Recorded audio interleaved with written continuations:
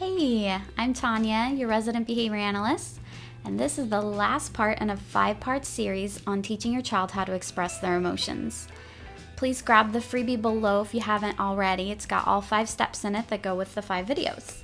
So the first video and step talked about modeling emotions yourself, so that way your child sees you engaging in specific behaviors when you feel in certain ways, and you narrate it to them so that they understand what options they have when they feel those feelings. Step 2 was about intervening before a meltdown. So it talked about identifying precursor behaviors that your child engages in before the meltdown occurs so that you can intervene beforehand. Step 3 was about teaching your child replacement behaviors for the meltdown behaviors that they engage in when they have big emotions and they're not quite sure how to express them. Step 4 was all about praising their attempts as you're walking them through the appropriate behaviors that they should engage in.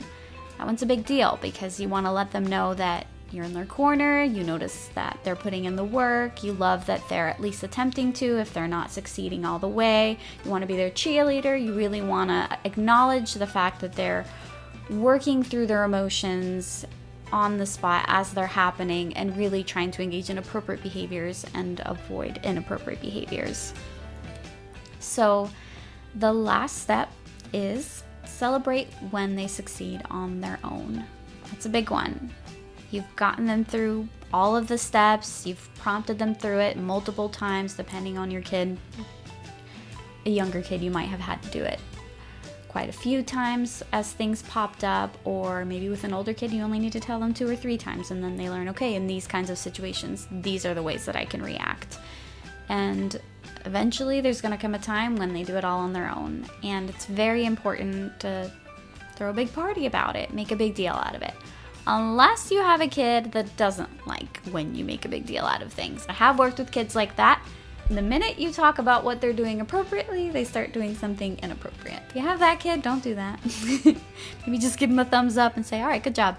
No big deal. You want to base it off of what child you have, obviously. You know, if they like a big party thrown about it, that's what you're going to do. But if they don't, maybe instead you're like, hey, that was awesome. I love that you remember to do it on your own. And then maybe give them access to something they don't usually have access to. Maybe Xbox, a tablet, go outside and play, ice cream, I don't know, a treat, go out and get a McFlurry.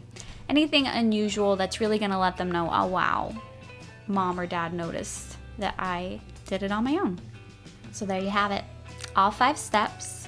I hope it was helpful. These are things that I implement daily with all of the children that I work with. I've been doing this for over 10 years.